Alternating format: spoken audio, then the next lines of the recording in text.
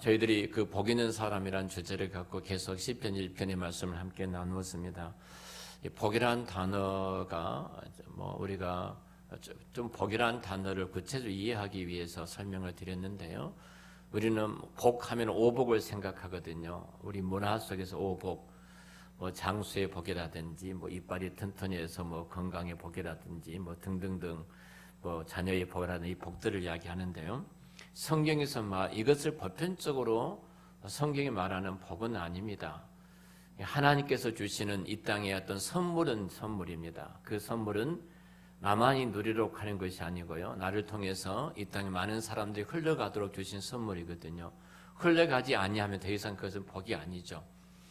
자, 복이란 말을 바라크란 단어를 썼는데요. 히브리어 바라크인데 바라크란 말은 사실은 그 바르란 말은 아들이에요. 집 안에 있는 장자. 그러니까 결국은 집 안에 있는 장자가 구약 속에 누구냐면은 우리 야곱부터서 그 구속을 이루어가는 하나님의 사람이었거든요. 그러니까 집 안에 있는 장자 혹은 성전 안에 있는 머리, 성전의 머리. 그래서 성전의 안에 있는 집 안에 있는 장자나 성전의 머리는 예수 그리스도를 가리켜서 이야기하고 있고요. 카프라는 이 히브리어란 말은 엎드리다, 경배하다 그런 알파벳입니다. 바라크란 말은 예수 그리스도께 경배하고 예배하고 무릎을 꿇는 것, 이것이 복이에요. 다시 말하면 예수를 믿는 것이 복이에요. 예수를 믿는 것이 복이에요. 성경이 말하는 것은 예수를 나의 구주와 주님으로 믿고 있다면 그 사람 이미 이 땅에서 복받은 하나님의 사람인 줄로 믿습니다. 자, 이 하나님의 사람이에요. 자, 그러면 시편 3절 이하에 복 있는 사람을 쭉 설명을 하죠. 설명을 하면서 이 복은 여호와 율법을 즐거워하는데 이 여호와 율법을 즐거워하는 것은 우리 스스로 우리 안에서 나올 수 있는 그런 능력이 전혀 없는 자들이다. 우리가 하나님 말씀을 즐거워하고 하나님 말씀을 따르고 주야로 묵상하는 것은 결국은 우리가 결코 할 수 있는 존재가 아니다. 를 쭉 말씀을 드렸어요. 자, 이 대답이 시냇가에 심기운 나무로 비유를 하고 있다. 그렇게 말씀을 드렸습니다. 자, 복 있는 사람이 어디에 비유하고 있는가? 자, 시냇가에 심기운 나무라고 제가 전 시간에 말씀을 드렸어요. 자, 이 비유를 여러분 한번 생각해 보십시오. 굳이 시냇가에 심긴 나무라 했는가? 왜 시편의 기자, 시인은 시편을 열자마자 복 있는 사람으로 출발하는데 이 복 있는 사람은 시냇가에 심긴 나무라고 말씀하면서 이 비유를 갖고 우리에게 복이 있는가 없는가를 말씀하고 있는가는 사실입니다. 우리가 보편적으로 복 있는 사람 이렇게 말하면 하여튼 기적적인 일들이 많이 일어나는 사람 이렇게 생각을 하지요. 제가 예를 들었던 것처럼 전원이 한전에서 이 전원이 이 전선에 들어오지 않아도 끊겨 있어도 전기불이 들어온다든지 수도물이 막혀 있는데도 꼭지를 틀었더니 물이 콸콸 쏟아진다든지 그렇게 말하고 있지를 않아요. 그러니까 또 이 시인은 복 있는 사람 말할 때 스스로 자라는 나무도 있거든요. 근데 그렇게 스스로 자라는 나무로 비유하지를 않고 시냇가에 심기운 나무로 비유를 하고 있는가 하는 사실입니다. 그것은 복 있는 자란 말은 이 말입니다. 전적으로 의존적이에요. 누구를요? 신약에 보면 예수 그리스도만을 바라보고 예수 그리스도만이 소망이고 예수 그리스도만께만 무릎을 꿇고 있는 사람이라는 거예요. 복이 있는 사람은 여호와 율법을 즐거워하는 사람인데 내가 한번 생각해 보세요. 죄송합니다. 내가 아무리 성경을 많이 읽는다고 해서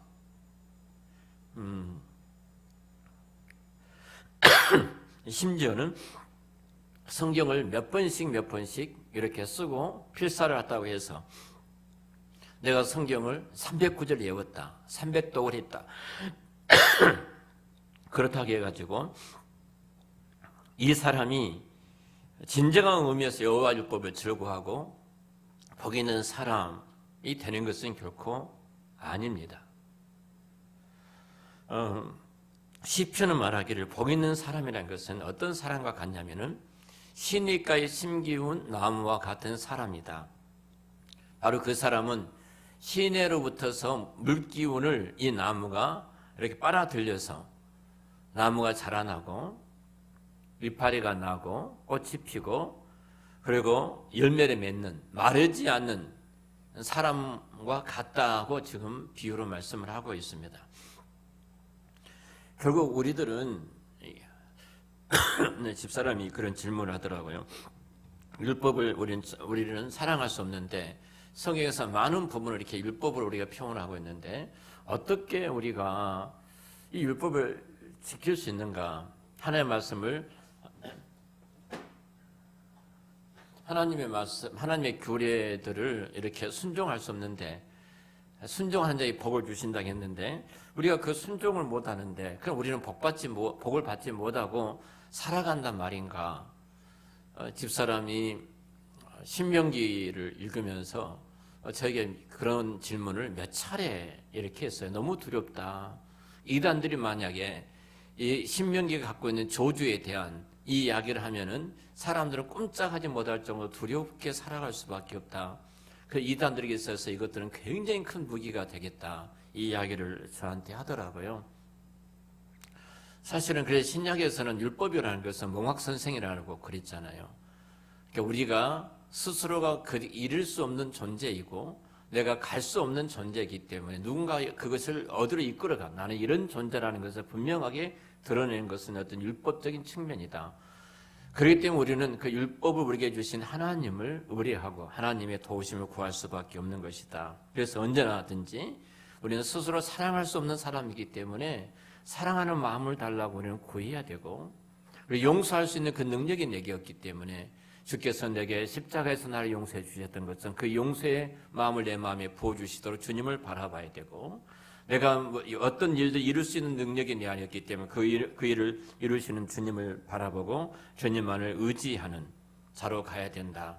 결국 이 모든 것들은 철저하게 우리 주님만을 바라보도록 만드는 선물이다. 이렇게 말을 하면서 그리스도의 만약 이 중재를 잃어버린다면 그리스도의 중재를 잃어버린다면 우리가 복 있는 자가 되는 대신에 성경에서 말하는 바 우리는 바리새인과 서기관들처럼 예수님 앞에 독사의 자식들아 이 말을 들을 수밖에 없다. 이 말을 집사람과 같이 나눴는데요. 그래서 우리는 그리스도에게 전적으로 의지하지 않고 행하는 율법은 우리는 공로주의자로 흘러갑니다. 그래서 늘 공로주의로 흘러가고 그 공로주의 때문에 우리 신앙과 믿음이 다 사라져버리고 하나님과 점점 멀리 떨어져가는 그런 어두운 모습을 보게 되어집니다. 그래서 우리가 에레미야서에 나온 말씀을 우리가 함께 나누었죠. 에레미야 17장에 보면은 이 말씀은 거의 비슷한 말씀인데요. 하나님의 말씀을 떠나버렸던 저들이 얼마나 피폐한가. 마치 사막에 심겨진 나무처럼 척박한 땅에서 다 비뚤어지고 말라서 죽어버릴 수밖에 없는 존재들이다. 그러고 나서 아주 구절에 아주 중요한 말을 해요. 마음을보다 심히 거짓되고 부패한 것이 인간의 마음이 되었어요. 결국 우리는 할 수가 없다는 겁니다. 마음을보다 심히 거짓되고 부패한 것이 우리 마음이기 때문에 할 수가 없는 존재들이에요. 우리는 끊임없이 하나님을 바라봐야 되고 하나님만을 의지하고 하나님을 신뢰하는 자리에 걸어가야 됩니다. 자, 그러면서 4절이 아주 중요한 말입니다. 4절 우리 같이 보겠습니다. 악인들은 그렇지 아니하며 오직 바람에 나는 겨와 같도다. 자, 그래서 보십시오. 4절에서 악인이 복 있는 사람과 다른 점이 무엇인가를 말합니다. 자, 복 있는 사람은 시냇가에 심겨온 나무와 같아서 끊임없이 정말로 시냇가에서 흐르는 물을 끌어올리지 않으면 존재할 수 없어서 그곳에 깊이 뿌리를 받고 그것이 내 생명이고 내 열매고 내 나무의 존재인 것처럼 복 있는 사람은 철저하게 하나님과 예수 그리스도만을 의지하는 사람이다. 정말로 주님만을 의지하는 사람이다. 그런데 악인들은 무엇인가? 그렇지 않으며 이렇게 말합니다. 악인들은 그렇지 아니하며 자, 여기 그렇지 않다는 것을 두 가지로 볼 수 있는데요. 먼저 그렇지 않다는 것은 앞에 쭉 복 있는 사람에 대해서 이야기를 하죠. 복 있는 사람에 대한 구절 전체를 이해할 수도 있어요. 그 앞에 구절 전체예요. 자, 악인이 그렇지 않다는 것은 그 악인은 복 있는 사람들처럼 복 있는 사람 어떤 사람이 악인의 꾀를 쫓지 아니하고 죄인의 궤에 서지도 아니하고 오만한 자의 자리에 앉지도 아니한다고 그랬죠. 악인들은 그럴 수가 없다는 거예요. 악인들은 그 복 있는 사람이 그런 길을 걸어가는 것처럼 그런 길을 걸어가는 자들이 아니다는 거거든요. 자, 그런데 하지만 이 그렇지 않음이요 이 말은 바로 앞절, 4절의 바로 앞절이 몇 절이에요? 3절이죠. 정신 차리세요. 4절의 바로 앞에 3절인데 3절에 뭐라고 그러죠? 그는 시냇가의 신문 나무가 철을 따라 열매를 맺으며 그 잎사귀가 마르지 아니함 같으니 그가 하는 모든 일이 다 형통하리로다 그랬어요. 그러니까 이 4절에 그렇지 않다 이 말은 앞에 3절과 연관해서 볼 수가 있어요. 저는 3절과 연관해서 본 것이 훨씬 더 해석을 더 깊이 하고 바르게 하는 것이다 이런 생각이 되어집니다. 바로 앞에 절은 복 있는 사람은 그 뿌리를 어디다 내린다고 그랬어요?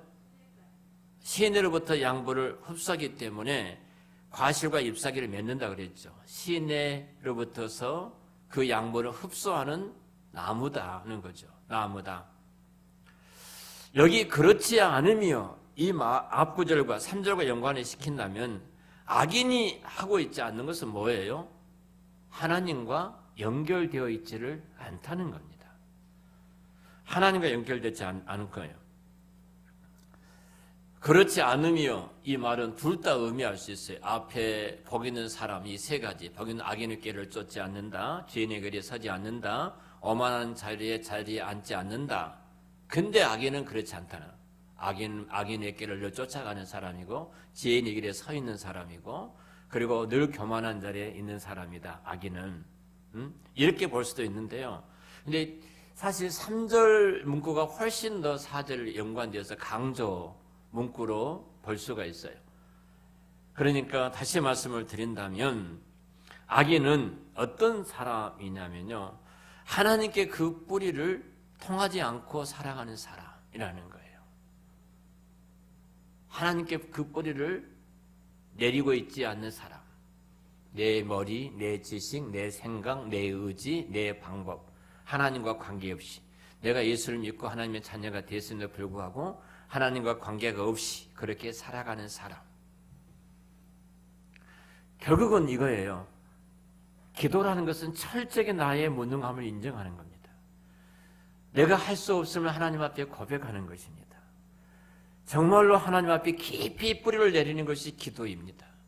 결국 하나님께서 이런 부분을 손대어 주시지 아니하시면, 이런 부분에 관여해 주시지 아니하시면, 하나님께서 이런 부분에 개입해 주시지 아니하시면 어떤 것도 일어날 수가 없습니다. 그것을 고백하고 구하는 것이 기도이거든요. 그러니까 내가 기도하지 않고 하는 모든 것들은 어떻게 보면 하나님과 연관되지 않고 하나님과 관계없이 악인이 그런 것처럼 하나님께 뿌리를 내리지 않고 하나님과 관계에 두지 않고 하나님 뿌리를 통하지 않고 살아가는 사람이라는 것입니다.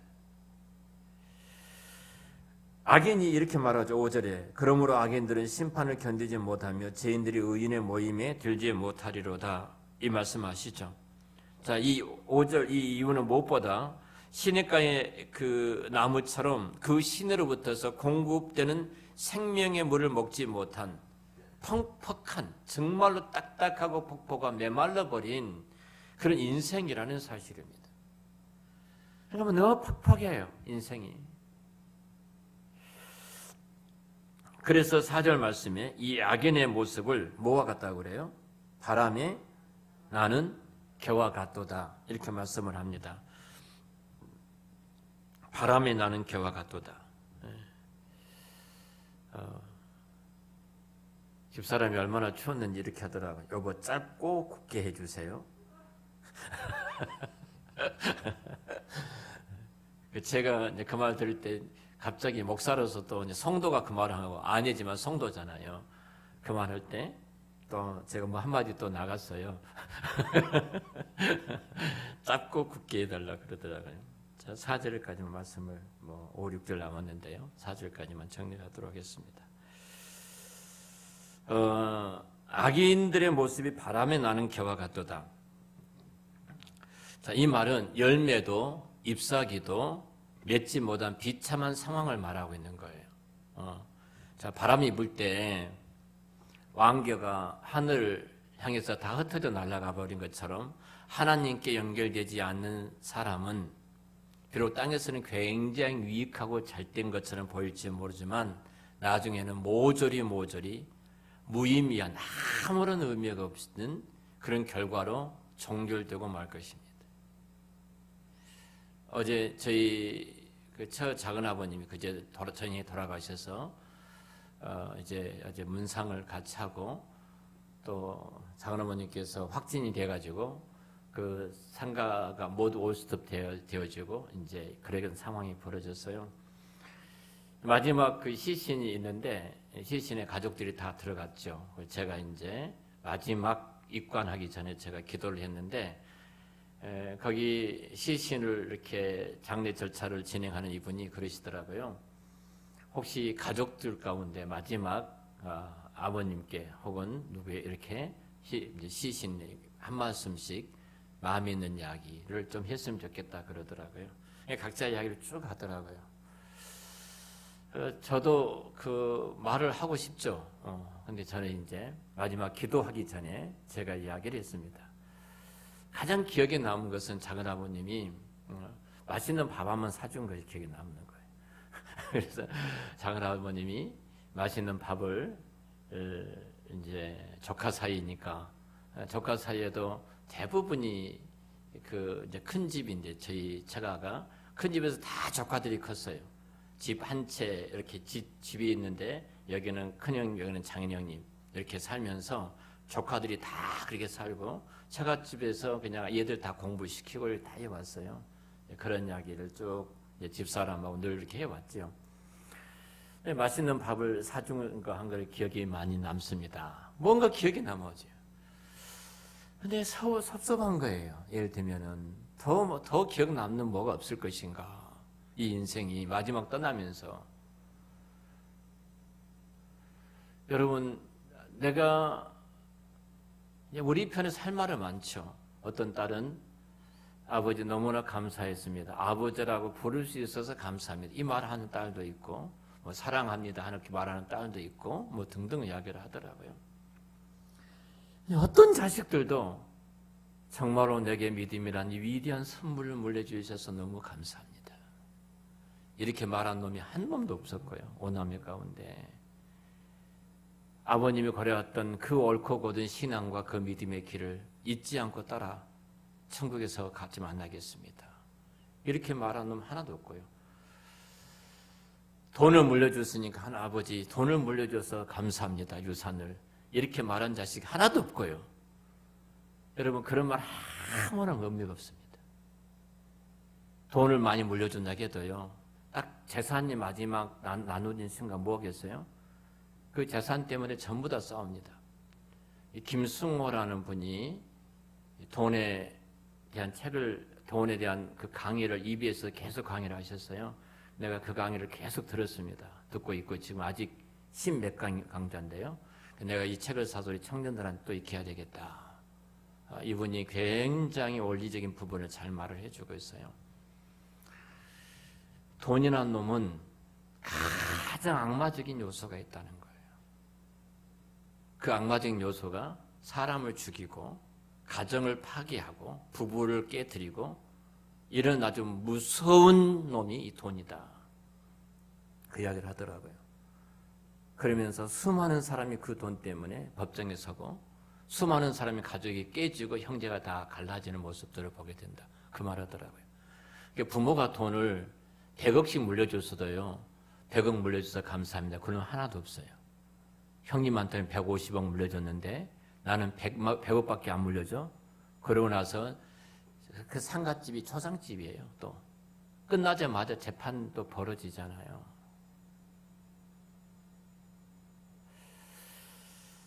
정말로 무의미한 인생을 겨와 같은 그런 아무런 열매도 없고 아무런 의미도 없이 그 인생을 마무리하고 끝날 것인가? 교회도 마찬가지예요. 우리 교회 성도님이 세상을 떠났을 때 우리 교회의 성도들이 그 인생에 있어서 어떤 신앙과 믿음의 발자취를 바라보면서 참 감사했습니다. 그리고 그 아름다운 마지막에 아름다운 것을 간직할 수 있는 그 무엇이 얼마나 있는가 하는 부분입니다. 분명히 이렇게 말을 하죠. 하나님에 의해서 모두가 다 날려져 버리는 거예요. 여러분들이 보물을 어디서 쌓아놓으라고요? 하늘에 쌓아놓으라고 말을 합니다. 하늘에 쌓아놓으라. 점과 동록이 해하지 않는다고 그랬어요. 그런데 우리들은 이 보물들이 다 겨처럼 나중에 날아가 버리는 곳에 있다면 그것이 얼마나 불행한 일입니까? 하나님께서 이 악인은요, 누구예요? 하나님과 뿌리를 통째로 그 뿌리를 두지 않는 사람. 이 사람은 마치 바람에 나는 겨와 같다. 이렇게 바람은 나는 겨와 같다. 여러분, 저와 여러분은 그런 자리에 있지 않기를 축원합니다. 우리 한사랑교회 모든 성도는 바람에 나는 겨가 아니라 정말로 알곡이 되어져서 그 알곡의 신앙의 유산들, 믿음의 유산들, 이 땅의 귀한 정말 유산들을 잘 물려받아서 계속해서 믿음의 대를 이어가는 그런 축복의 통로가 되시기를 축원합니다. 우리 박정희 원사님은 성경을 다 필사해서 자녀들이 하나씩 물려줬어요. 그러니까 이것이 그 집안의 가보예요. 가보.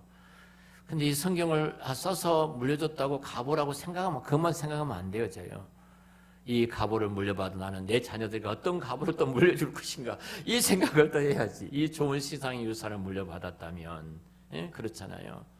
나는 어떤 신앙의 유산, 어떤 믿음의 유산을 우리 후대에게 물려주고 있는가, 또 우리 교회 신앙의 우리 후배들에게 어떤 신앙과 믿음의 유산을 물려주고 있는가. 혹시 내가 하나님 앞에 통째로 뿌리를 받고 있지 않기 때문에 겨와 같이, 악인의 겨와 같이 되어져서 다 흩날려버려 아무런 무의미한 그런 인생이 아니라 정말로 알곡처럼 열매를 맺어서 모든 사람을 행복하게 하는 여러분들의 생애가 되시기를 우리 주의 이름으로 축원합니다.